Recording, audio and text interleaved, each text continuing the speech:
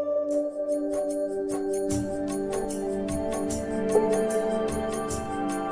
राम जय जय सिया राम, जय सिया राम जय जय सिया राम।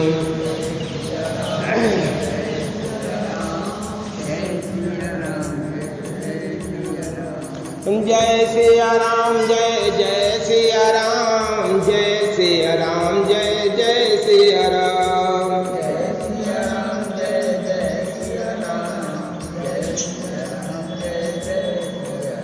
और जय सिया राम जय जय सिया राम, जय सिया राम जय जय सिया राम।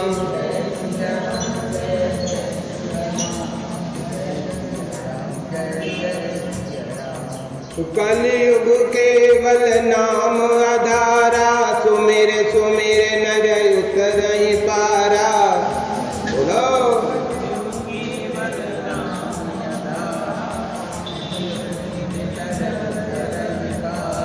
कलयुग केवल नाम आधारा, सुमेरे सुमेरे नर उतरहि पारा।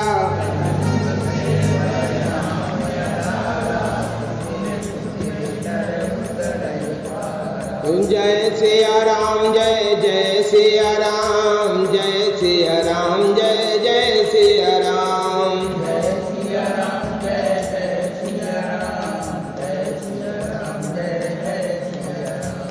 जय सिया राम जय जय सिया राम, जय सिया राम जय जय सिया राम।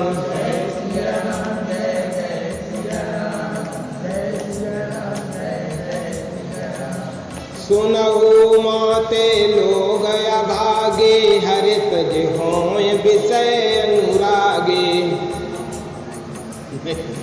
बोल श्याम रामचंद्र की। हिमगिरि गुहाए कयति पावन, वह समीप सुर सुरे सुहावन। पाश्रम परम पुनीत सुहावा, देख देव ऋष मन यति भावा।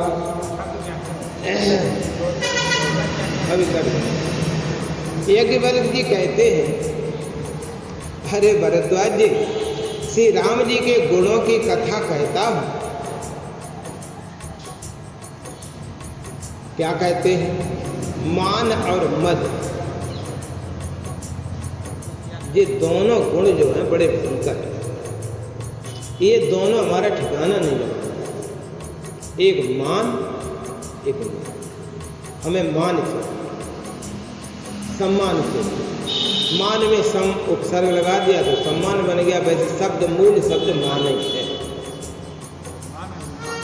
मान और पुरुष में अभी उपसर्ग लगा दिया तो अभिमान हो गया। मान, अभिमान, सम्मान, ये बड़ा घातक है। इसकी बड़ी निंदा की गई शास्त्रों में। संतों ने भी कहा। भगवान श्री कृष्ण गीता के 15वें अध्याय के 4थे श्लोक में इसको सबसे पहले कहते हैं कि निर्मान मोहाजित संग दोषा। निर्मान मोहा, निर्माण हो, और जो निर्माण को हो गया वही निर्वाण को प्राप्त हो। एक संत कहा करते थे, एक छोटा सा सूत्र दिया उन्होंने, आप लोग भी सुने। देखो शब्दों पे ध्यान देना, कितनी बढ़िया। जो भीतर गया, जो भीतर गया वो भीतर गया। जो भीतर गया वो भी तर गया। नेक रुको, उमाने एम किए समझो। जो भीतर गया वो भी तर गया। और जल्दी जल्दी कहो तो लग रहा है कि एक ही जैसी। तो जो अंदर गया, कब अंदर जाएगा? जब निर्माण हो गया।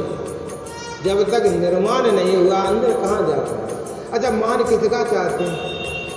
मान शरीर का चाहते हैं, और शरीर रह जाएगा ये तो कुछ का मान होगा, कुछ नहीं, फालतू की बात। तो हमें क्या होना है? निर्माण। और जब निर्माण हो जाएगा तब मद भी छूटेगा। और मद बहुत खराब है। ये दो वास्तव में अगर देखा जाए ये दो मिट जाए कैसे ही तो काम हो जाए। अच्छा, ये मान मिटेगा कैसे? संत इसका एक उपाय बताते हैं कि मान के मिटने का उपाय है सबको सम्मान देना शुरू कर। हमें सबसे छोटे, हम सबको सम्मान, सबको प्रणाम, रात दिन भीतर ईमानदारी से, तब हमें मान से छुटकारा मिल सकता। सबई मान कृत स्वयं अमान, लिखा है कि सबको तो मान देते हैं और अपन को कुछ नहीं मिलता, तो इससे छुटकारा मिलने का एक उपाय है। तो संतों के यहाँ परिपाटी चलती है, छोटा हो चाहे बड़ा हो, सबके पैर क्यों चलाते हैं? इसलिए चाहते हैं कि इनका थोड़ा निर्माण खत्म हो, इनके अंदर से जो अहंकार का जो सर्प घुसा हुआ है भीतर वो दूर, तब कल्याण हो। तो मान और मद को जब छोड़ देंगे तभी आवागमन की झंझट खत्म हो। ये दोनों आवागमन के कारण, एक आने का कारण, एक जाने का कारण, यहीं पर आते रहेंगे, जाते रहेंगे। अब भगवान शिव उधर यज्ञवल्क्य जी भरद्वाज जी को कथा सुनाते हैं, नई कथा का प्रारंभ करते हैं। कौन सी कथा?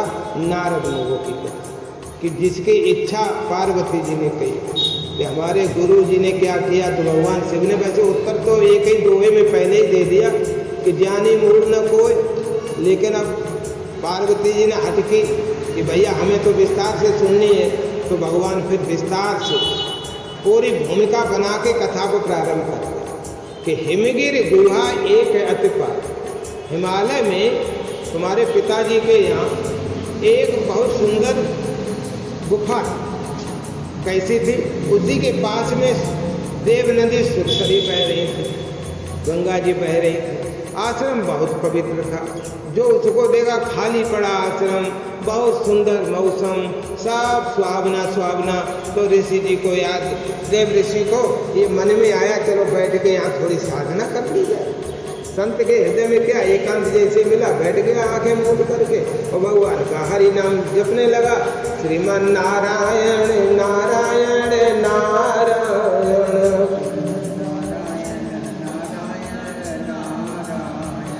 श्रीमान नारायण नारायण नारायण,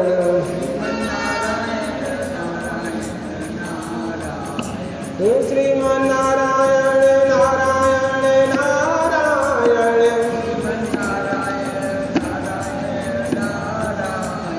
लक्ष्मी नारायण नारायण नारायण,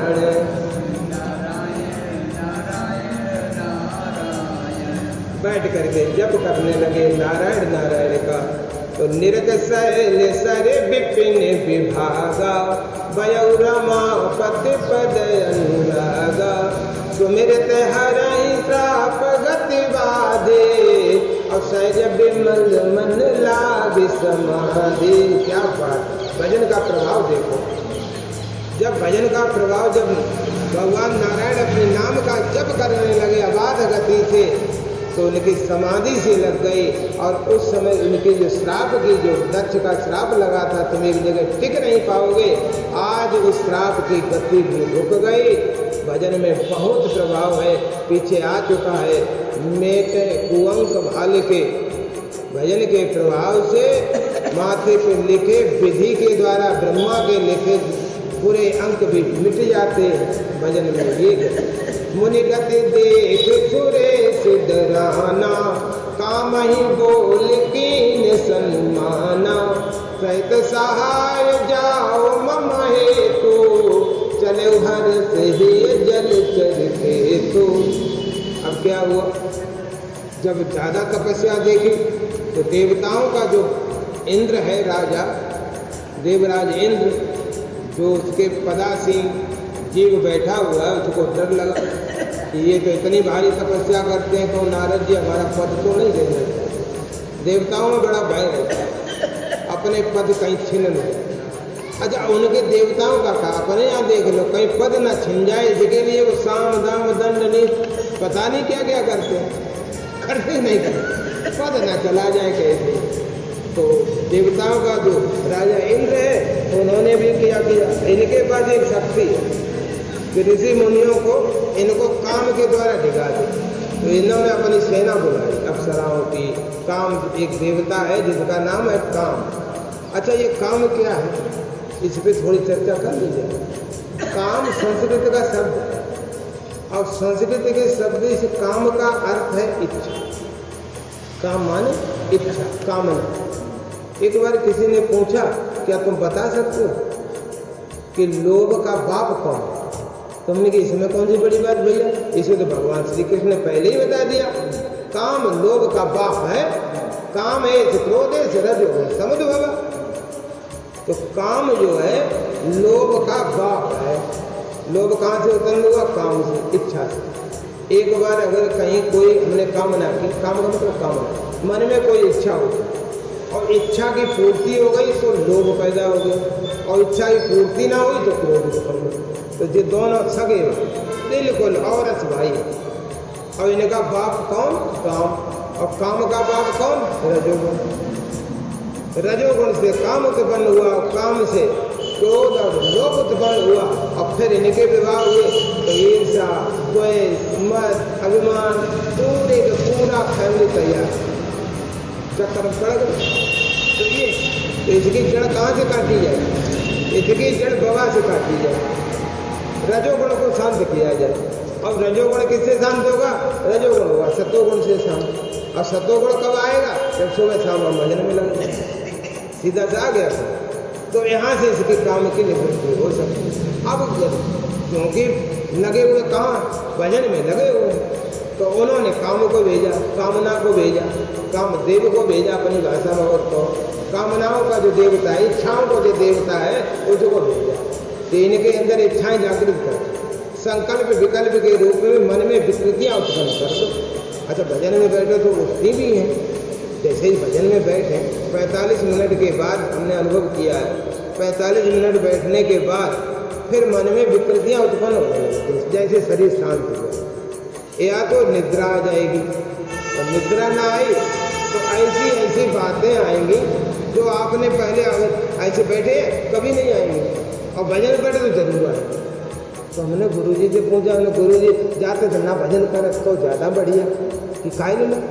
अरे हमने जब भजन करो तो जिन कहाँ कहाँ की फालतू की बातें आती, हम जो समझ लोग जा पाते हैं, मास्टर साहब बहुत भजन कर और भीतर हमारे चल रहो सब सत्य बात हो जाए। तो गुरु जी ने क्या कर दिया, लला भजन न छोड़ो कहते हैं भाई, तो भजन होता ही नहीं तो भजन भाई माँ ने खाई, देखो भजन नहीं रोका। हम वो भजन करेंगे बैठे लोगों से देख रहे भजन हो, और भीतर से पूरा चक्र चल रहा, संकल्प उठत नहीं। यदि समुद्र में लहरें आई गई, एक के बाद एक के बाद एक के बाद एक, ऐसे मन में तरंगे उठ रही कामनाओं की, इच्छाओं की। एक संकल्प उठा, एक विकल्प उठा, तो हमने मन से कही भाई जब बता, अबे तू बैठो है, ये संकल्प विकल्प कितने उठाए ले, ये पूरे तो हुए नहीं। चलिए शरीर काम करे तभी तो पूरे हुए, अब तू ना तो भजन करने दे, अब तेरे संकल्प विकल्प उठे तो कोई फायदा नहीं। तो गुरु जी ने कह लीला ऐसो करो कि करोड़ा जन्म चुके करके तुम्हारे, कितने जन्म लेते रहे आते रहे, तो ये उठ नहीं रहे, ये जाए रही।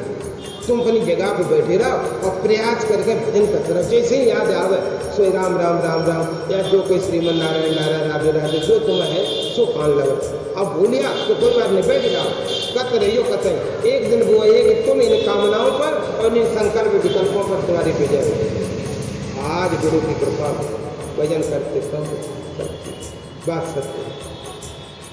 पूरे जब रामचरितमानस पढ़े, श्रीमद् भागवत पढ़े, पूरे मनोयोग से गहराई में उतर के कोई सब अभी कोई संकल्प विकल्प ना आपके न मेरे, केवल कथा में मन कितना सुना। तो इस तरह से कथा में देवताओं के राजा ने उनको विघ्न डालने के लिए भेज दी। एक इनके पास अचूक शक्ति है, भेजा क्या हुआ, सहित साहे जाओ मम हेतु, मेरे कारण तुम जाओ, मेरा काम अटका। अगर उन्होंने कहीं ले लिया तो हमारा तो पद चला जाए और हम बहुत दुखी हो जाएंगे, फिर हमारा सब आनंद चला जाएगा।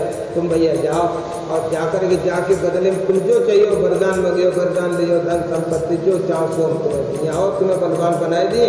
अब तुम नहर उन्हें देव ऋषि जी को जाके जलचर केतु, केतु ध्वजा को कहते हैं, और जलचर होता है, उस मीन को कहते हैं, मछली को कहते हैं।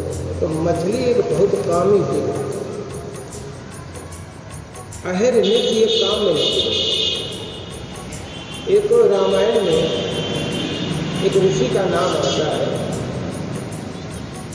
सौरभ ऋषि, ध्यान देना, सौरभ ऋषि जल में रहकर तपस्या करते। उन्हें ऐसी विद्या मालूम थी, जल की गहराई में बैठे रहते थे, आंखें खोले और भजन करते रहते। तो उन्होंने मछलियों की काम क्रीड़ा देखी, उनके अंदर काम जागृत हुए। हजारों वर्ष तपस्या करने वाले उस ऋषि के हृदय में काम जागृत। बाहर निकलकर उस समय अयोध्या में एक राजा राज्य करते थे, जिनका नाम था मानधाता के 50 कन्या। ये महाराज पहुंच गए, संत तो बिल्कुल स्पष्ट बात होते हैं। दरबार में गए 1000 साल के बूढ़े संत, तो महाराज सबने सम्मान किया। राजा ने बैठने के लिए आसन दिया। बता महाराज क्या सेवा करें? कि आपके यहाँ सुनी हमने कन्याएं हैं, हम विवाह करना चाहते हैं। तो मानदाता तो हम तो यही कहते हैं, बढ़िया राजा होंगे जो संतों का सम्मान करते होंगे। आजकल के ज़माने में इतना बूढ़ा आदमी आ जाए, ब्याह की बात करे लड़की तो बिना मारे निकले है। तो राजा ने कहा, अब राजा को भी इच्छा नहीं हुई कि हमारी कन्याएं फूल जैसी, और ये बूढ़े संत कब टरक जाए कोई पता नहीं, जैसा पिता सोचता है। तो उन्होंने अब इनसे अगर कह दे तो पता नहीं कितनी तपस्या करी हो जाए, भाई श्राप दे रहे भाई करे थे। तो ऐसो करें, ऐसी मंत्री सलाह करी कि कहा करें कि महाराज ऐसो करो, इनसे जा कहियो कि लड़के ने तो चले जाए, तो तुम्हें लड़के ने पसंद कर लिया, ताकि सुनको ब्याह कर लो, हमें कोई आकर, और लड़के ने कोई पसंद कर लिया, लड़के ने नहीं लगा तुम्हें। तो राजा ने फिर चाहिए तो पाओ बढ़िया ढूंढ कि तुम ऐसा करो महाराज, महल में चले गए। 50 लड़किनी हमारी हैं, उनमें से जो लड़किनी आपको पसंद करे हम बाइक संग आपको ब्याह करें। ऋषि तो बहुत करा इतनी तपस्या करे। तो सौभ ऋषि ने जैसे ही ढेरी के अंदर प्रवेश किया और अपनी माया से उस शरीर को द्रोहित कर दिया, और एकदम 16 साल के नवयुवक सुंदर, जितनी सुंदरता हो सकती थी उतनी सुंदर स्वरूप बना के चले। और अंदर जाके जो देखा तो एक कन्या की तो छोड़ो, 50 की 50 चिपट गई कि हम महाराज के ब्याह करें, हम महाराज के ब्याह। तो उन्होंने लड़ो नाम सबके समझा। राजा भी चक्कर में पड़ गए। राजा ने कि जब लड़के नहीं कहते तो हम कहाँ करें? 50 लड़कियों का विवाह करके सौभ ऋषि ने, और 50 रूप बना करके 50 कन्याओं के साथ। ऐसे सौभ ऋषि के पास भगवान श्री राम जंगल में जब गए हैं वन में, तो सब संतों के पास मिलने गए सिवाय सौभ ऋषि। देखना, ये सौभ तपस्या का फल ले, योग का फल ले लिया, और काम से तुम इतने प्रदीप्त हो गए कि केवल मछलियों की काम क्रीड़ा को देख करके तुम्हारे अंदर ये क्रीड़ा जागृत हुई, जिसके कारण तुमने भगवान को चुना। पूरे इतिहास में केवल सौभ ऋषि का ऐसा इतिहास मिलता है जिनके पास भगवान सबके पास गए, लेकिन सौभ ऋषि के पास। जब उस तालाब के किनारे से निकलते जा रहे थे तो संगीत की, नृत्य की आवाज आ रही। लक्ष्मण ने कहा, भैया ये आवाज जल के अंदर से क्यों आ रही? राम जी ने कहा, लक्ष्मण चुपचाप चलो, यहाँ ठीक नहीं, फिर कभी बताएंगे। फिर एकांत में लक्ष्मण जी को उन्होंने इतिहास सुनाया। ये बात, काम जहाँ है वहाँ राम नहीं है, सीधी सी बात। जहाँ काम वहाँ राम नहीं, सीधी सी। सौभ ऋषि ने जमुना जी में भी तपस्या की, और इन्होंने गरुड़ को श्राप दिया, ये भी कथा में। मछलियों से बहुत प्रेम करते थे, और ये मछलियों से प्रेम करने वाला दूसरा कौन है? कामदेव। इसने तो क्या किया, इतना प्रेम करता मछली की ध्वजा बना दी, अपनी ध्वजा पे मछली का स्वरूप बना दिया। जलचर केतु नाम उसका। सुना शेर मन महु चित्रासा, चहत देव ऋषमम पुरवासा, जे कामी लोल कुज गुमाहे, कुटिल का कईग इब सब ही डराहे। सुनासीर इंद्र का पर्यायवाची शब्द है। मन में ऐसे उसके भय जागा, और भय जागना स्वाभाविक है। जो मान और मद की बात पहले आई है, जिसके अंदर ये दो होते हैं, इनके अंदर भय भी रहता है। देव ऋषि हमारे, बताओ देव ऋषि तेरे लेख में क्यों रहेंगे भाई? देव ऋषि तो तुमसे ऊपर वाले लोकों में आते जाते हैं, भगवान की भक्ति कराते हैं। इनको भय कि देव ऋषि हमारे पद को लेना चाहते हैं। कामी लोलुप जितने भी संसार में हैं वो डरते बहुत। कौवा जैसे सबसे ही डरता है, कौवे से उपमा दिए। कौवा चालाक तो बहुत होता है, लेकिन खाता क्या सब जाता है। तो ज़्यादा चालाक ही ठीक नहीं, सरल बने। कौवे को कोई गुणगान नहीं करता, कोयले के सब करते। रूप एक देता है, बोली में हम करते। सुख हाड़ लय भाग सठ, स्वान निरख मृगराज, छीन ले जन जान जड़, तिन रघुपति न सुरपति न लाज, लखन सिय रामचंद्र शंकर हरि ओम। जय